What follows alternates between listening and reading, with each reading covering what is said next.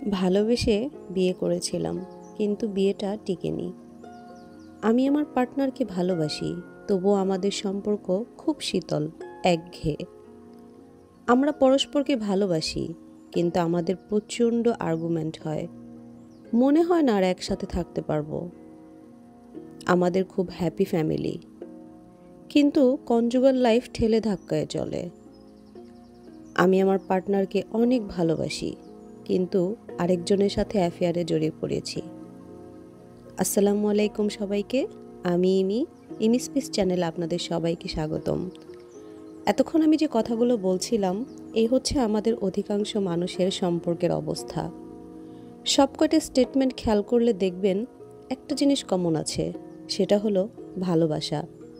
বিরাট জটিল ব্যাপার না? সম্পর্কের জন্য ভালোবাসাই তো দরকার। তাহলে ভালোবাসা থাকার পরেও সম্পর্ক নাই কেন? কারণ আমরা বেশিরভাগ মানুষ জানি না লাভিং সামওয়ান আর being in love with someone জিনিস দুটো সম্পূর্ণ আলাদা। অর্থাৎ ভালোবাসা আর প্রেমে পড়ে থাকার মধ্যে বিরাট পার্থক্য। আমাদের দেশের ম্যাক্সিমাম কাপল ভালোবেসে বিয়ে করার কিছুদিন পর ইনিশিয়াল অ্যাট্রাকশন শেষ হয়ে যায় এবং তারপর তারা বছরের পর বছর নিরামিষ জীবনযাপন করতে থাকে। এই কারণে প্রচলিত একটা জোকও আছে এরকম, যে বিয়ের 7-8 বছর পর স্বামী স্ত্রী ভাই বোন হয়ে যায়। তাদের মধ্যে ভালোবাসা থাকে, কিন্তু ভালোবাসার কোনো আবেদন থাকে না, প্রকাশ থাকে না। ফলাফল হিসেবে একটা সময় পর স্বামী স্ত্রী দুই দিগন্তের দুই বাসিন্দা হয়ে জীবনযাপন পার করে দেয়। কারণ ভালোবাসাই প্রেম না। প্রেম হলো ভালোবাসার ক্রিয়াপদ। ভালোবাসা মানুষকে এক করে, আর প্রেম তাদের এক করে রাখার বিষয়টায় সৌন্দর্য আনে। এই সফরটাকে দীর্ঘায়িত করে, এক্সাইটিং, অ্যাডভেঞ্চারাস, মেমোরেবল করে রাখে। সম্পর্কের বন্ধনটাকে আরও শক্তিশালী করে।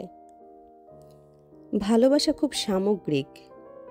আপনি আপনার ফ্যামিলিকে ভালোবাসেন, বাবা মা বন্ধু বান্ধবদের ভালোবাসেন, বই পড়তে ভালোবাসেন, রান্না করতে ভালোবাসেন, but are you in love with them? ভালোবাসা একটা চয়েস। আপনি লজিক দিয়ে অঙ্ক কষে ডিসাইড করতে পারেন আপনি কাউকে বা কোনো কিছুকে ভালোবাসেন কিনা, কিন্তু প্রেমে পড়ে থাকার উপর নির্ভর করে আপনার সম্পর্কের পরিণতি। তাই তো কবি বলেছেন, falling in love with someone is easy, but being in love with the same person is extraordinary. ভালোবাসা দিয়ে হয়তো একটা হ্যাপি ফ্যামিলি গড়া যায়, যেখানে একজন সফল স্বামী, একজন সুপারওমেন স্ত্রী আর 2-3টা ভদ্র সভ্য সন্তান থাকে। কিন্তু সুন্দর দাম্পত্য জীবনের জন্য রেগুলার পুরান স্বামী বা স্ত্রীর প্রেমে পড়ার বিষয়টা থাকা জরুরি। তাই ভালোবাসেন বলে মুখে কুলু পেটে বসে থাকবেন না। ভালোবাসা প্রকাশ করেন, দেখান, বোঝান।